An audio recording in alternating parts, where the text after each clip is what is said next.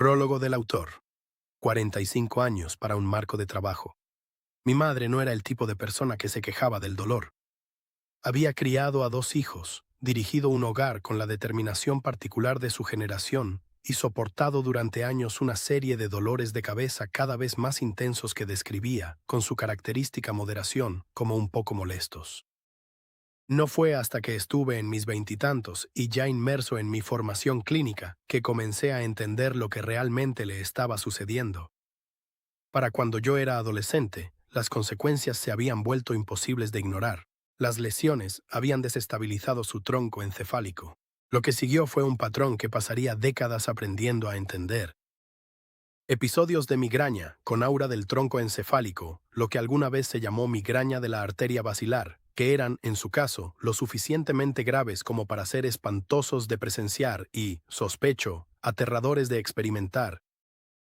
Un ataque comenzaba con una ralentización de su caminar y una incapacidad progresiva para mantenerse erguida, impulsada por la hiperextensión y el temblor que se extendía por sus brazos y piernas.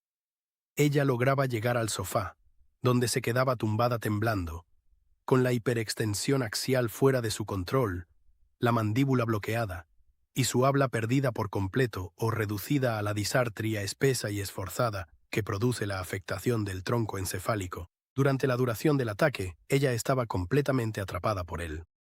Lo que estaba sucediendo, como llegué a entender años después, era la pérdida del control inhibitorio cerebeloso y vestibuloespinal sobre los músculos extensores axiales, el sistema regulador del tronco encefálico fallando en modular lo que estaba diseñado para contener. Los núcleos del tronco encefálico trigémino quedaban atrapados durante el evento, lo que resultaba en la afectación de la mandíbula. Los sistemas propioceptivo y vestibular, que deberían haber proporcionado el apoyo postural que la mantenía erguida, estaban abrumados.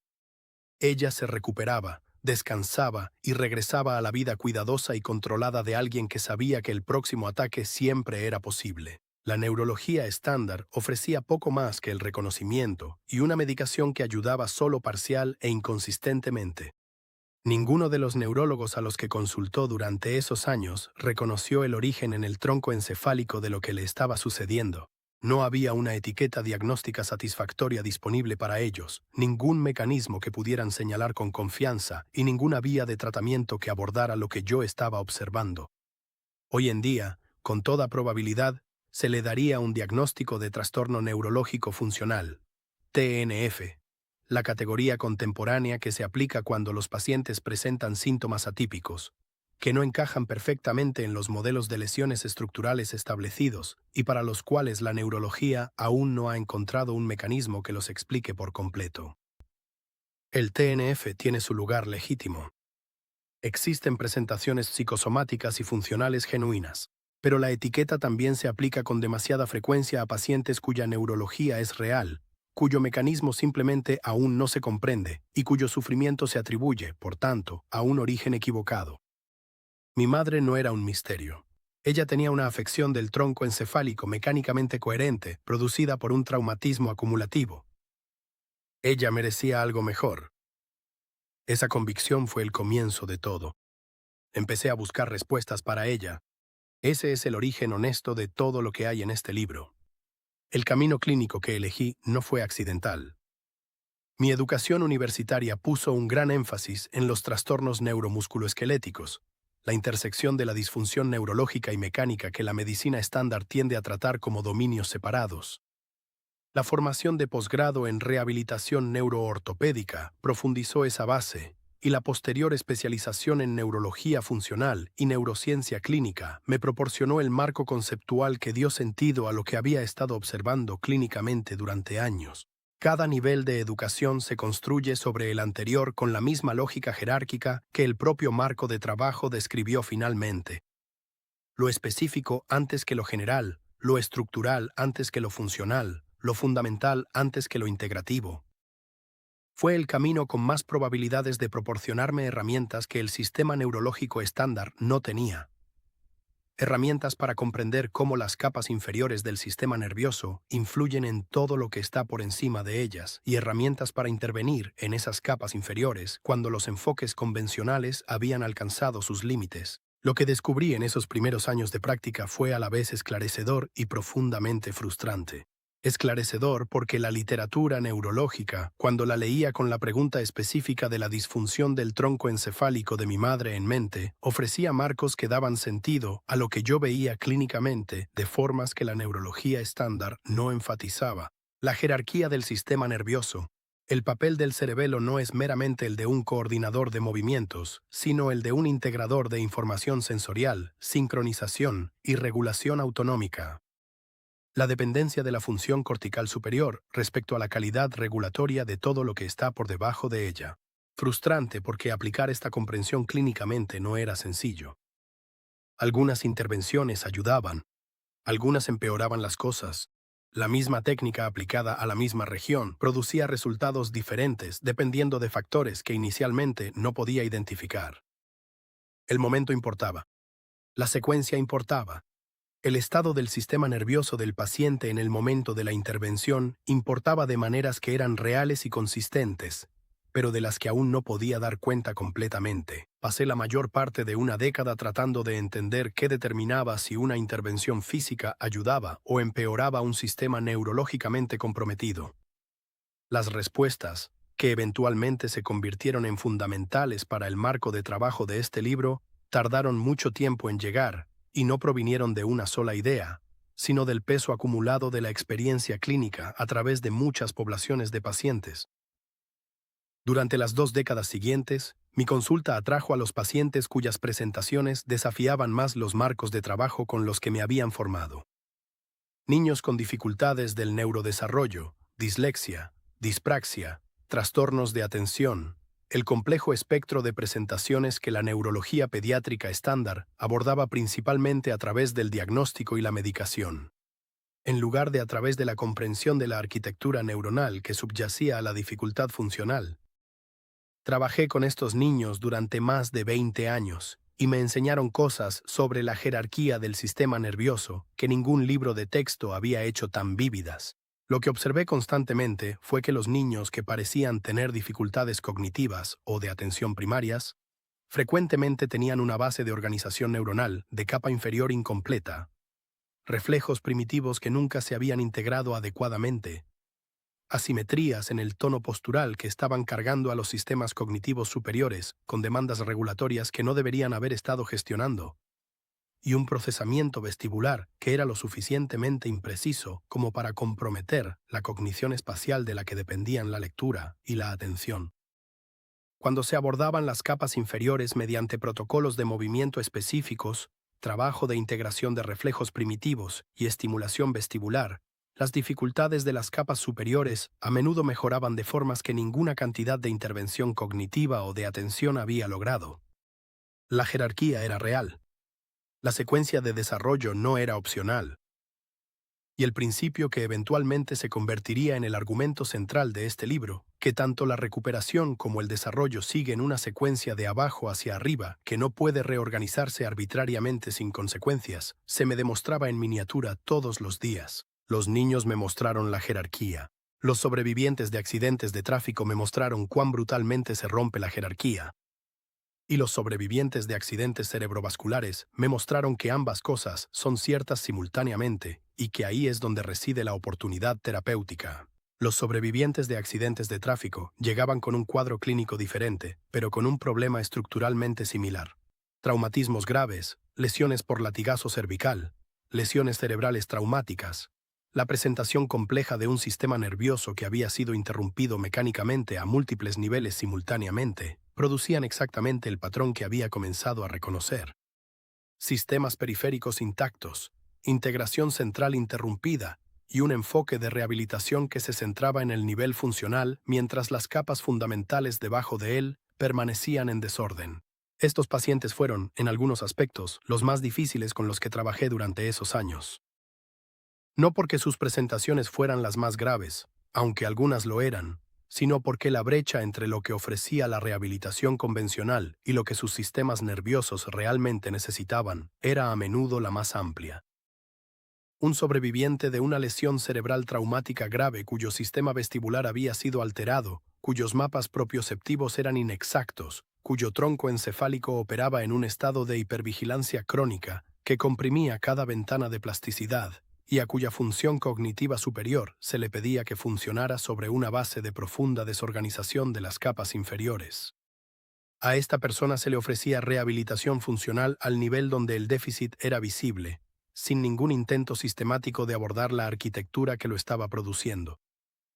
Desarrollé, a lo largo de estos años, lo que solo puedo describir como una intuición clínica sobre el estado de un sistema nervioso por debajo del nivel de lo que miden las evaluaciones estándar.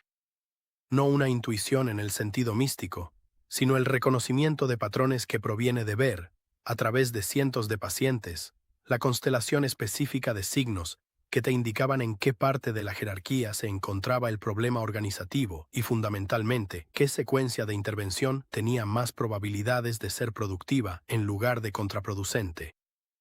La cuestión de la secuencia resultó ser la más importante.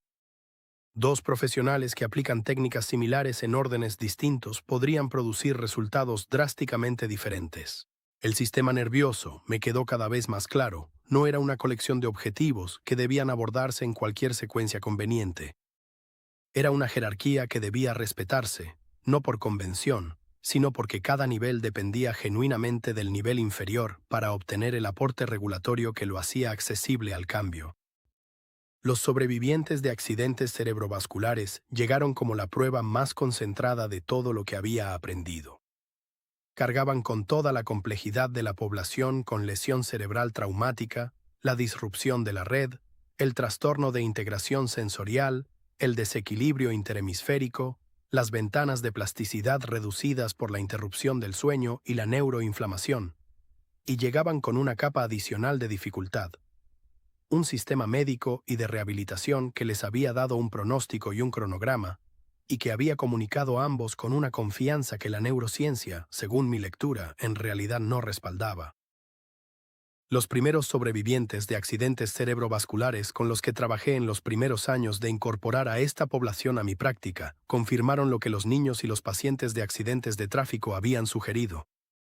Las capas inferiores estaban frecuentemente intactas, el tronco encefálico y los sistemas espinales que deberían haber proporcionado la base regulatoria para todo lo que estaba por encima de ellos estaban disponibles. No perfectamente, no sin abordar las interrupciones que el accidente cerebrovascular había introducido a través de sus efectos en el impulso cortical descendente, pero disponibles. Los generadores centrales de patrones estaban esperando. El sistema vestibular podía ser recalibrado. Los reflejos primitivos que habían sido desinhibidos por la lesión cortical podían ser reintegrados. Y cuando estas cosas se hacían en la secuencia correcta, con el momento adecuado, con la comprensión correcta de para qué servía cada intervención y para qué estaba preparando el camino, los resultados eran diferentes a los de la vía estándar. No siempre de forma dramática, no en todos los casos, pero consistentemente diferente de una manera que no podía explicarse por el azar o solo por el paso del tiempo. Lo que todavía me faltaba en esos años era un colaborador que hubiera experimentado el otro lado de este marco desde adentro, que supiera lo que se sentía al ser el sistema nervioso para el cual estaba diseñado el protocolo. Linda Roerstadt y yo nos conocimos cuando ella llevaba 1 año y 10 meses de recuperación tras un derrame cerebral grave que la había dejado, según la evaluación de su equipo médico, en el límite de lo que se podía recuperar. Había hecho cosas extraordinarias para alcanzar ese límite. Su determinación, su inteligencia analítica y su negativa a aceptar un veredicto en el que no creía la habían llevado más lejos de lo que predecía su pronóstico al recibir el alta. Pero ella también había alcanzado los límites de lo que podía hacer sin el conocimiento clínico específico que representaba el enfoque de nivel inferior. Lo que sucedió cuando empezamos a trabajar juntos no fue la aplicación de un sistema completo y terminado. Fue la colisión de un marco clínico construido a lo largo de décadas de práctica, con la experiencia directa de una sobreviviente sumamente inteligente sobre lo que ese marco le hacía a un sistema nervioso para el cual fue diseñado. Linda sentía cosas que yo no podía medir directamente. Ella podía informar, en tiempo real, la diferencia entre una intervención que estaba impulsando un cambio útil y una que exigía más de lo que el sistema podía organizar en ese momento.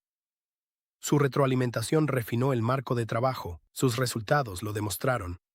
Las mejoras en la espasticidad fueron de las primeras cosas que ambos notamos, cambios que no encajaban en el modelo estándar de lo que podría suceder en un sistema nervioso en la etapa de recuperación de Linda, y que seguían consistentemente la secuencia de preparación de la capa inferior que el marco especificaba. Las mejoras en la coordinación funcional siguieron. La fluidez cognitiva regresó de la manera predicha por el modelo de sincronización cognitivo-motora, y el patrón específico de qué respondía a qué y en qué orden comenzó a tomar forma como algo que ya no era solo experiencia clínica, sino un protocolo documentado, enseñable y comprobable. El protocolo de reajuste neuromotor Kuipers-Rodestad no surgió de un solo momento de inspiración. Surgió de 45 años de curiosidad clínica, comenzando con una madre cuyo tronco encefálico tenía dificultades, pasando por 2 décadas de niños cuyos sistemas nerviosos estaban incompletamente organizados, a través de cientos de personas cuyo trauma había alterado su arquitectura neuronal a todos los niveles, y a través de los sobrevivientes de accidentes cerebrovasculares que concentraron todas esas lecciones en la presentación más compleja y trascendental. Los últimos 6 años aceleraron todo. Trabajar con sobrevivientes de accidentes cerebrovasculares de todo el mundo, Nigeria, Australia, Singapur, España, Suecia, los Países Bajos, Estados Unidos y Canadá, hizo que la universalidad del marco fuera imposible de ignorar. La jerarquía del sistema nervioso no varía según la geografía o la cultura. La misma secuencia de desorganización, el mismo patrón de sistemas de capas inferiores intactos esperando la entrada adecuada, la misma respuesta a una intervención secuenciada correctamente. Estos aparecieron consistentemente en todas las poblaciones a las que llegamos. Lo que cambió el ritmo del desarrollo de manera más decisiva fue el equipo que diseñó Linda, las máquinas especializadas de entrenamiento neuromotor, la máquina de gateo cuadrúpedo, el andador de brazos, el sistema de asistencia manual, surgieron de su experiencia directa como paciente, que entendía desde adentro lo que el sistema nervioso requería y lo que el entorno de rehabilitación existente no podía proporcionar. No fueron diseñadas para hacer el ejercicio más conveniente, fueron diseñadas para proporcionar entradas aferentes específicas que el marco de trabajo identificó como necesarias y que ningún dispositivo existente podía ofrecer con suficiente precisión y simetría bilateral. La inteligencia de ingeniería de Linda, aplicada a su propia experiencia neurológica, produjo las herramientas que permitieron que el protocolo se aplicara con el nivel de especificidad que antes solo estaba disponible a través de un trabajo manual intensivo 1 a 1.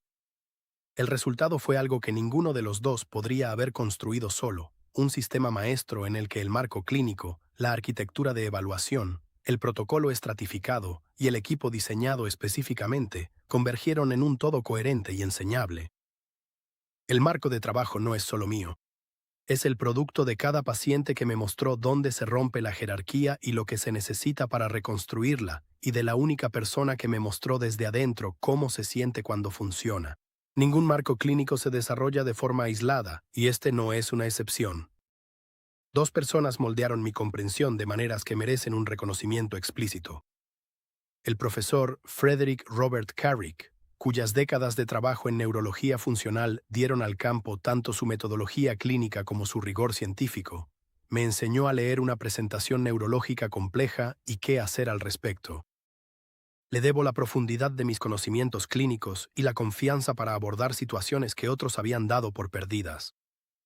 Roland Blau fue el clínico que trató a mi madre cuando yo era adolescente y, de forma improbable, se convirtió en amigo y mentor a lo largo de los años siguientes. Él entendía lo que le ocurría a su tronco encefálico cuando pocos otros lo hacían, y verlo trabajar sembró en mí preguntas que he pasado toda mi carrera respondiendo. A cada uno de ellos, mi gratitud no es una formalidad. Pero las 2 personas que más me enseñaron, que más exigieron de mi pensamiento clínico, que no me dieron espacio para teorías que no se tradujeran en cambios y que demostraron, en los términos más directos y personales posibles, lo que el marco de trabajo puede hacer por un sistema nervioso que el sistema estándar ha dado por perdido, son Linda Rodestad y mi madre.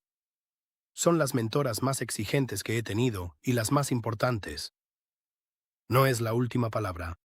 El apéndice clínico documenta dónde la evidencia es más sólida y dónde aún se necesita una validación formal a nivel de protocolo. El programa de investigación que producirá esa validación ya está en marcha. El marco de trabajo se desarrollará a medida que se desarrolle la evidencia, pero el principio fundamental de que el sistema nervioso es una jerarquía, de que la recuperación debe seguir la secuencia que exige la jerarquía, de que las capas inferiores a menudo están intactas, disponibles y esperando la entrada correcta, y de que la ventana para una recuperación genuina nunca se cierra. Ese principio ha sido demostrado a lo largo de décadas de práctica con miles de pacientes y está tan asentado en mi pensamiento clínico como cualquier otra cosa en mi vida profesional. Este libro es el relato de cómo llegué a entenderlo. Los capítulos que siguen son el argumento de por qué debería tomarlo en serio. Jan Arjen Kuipers.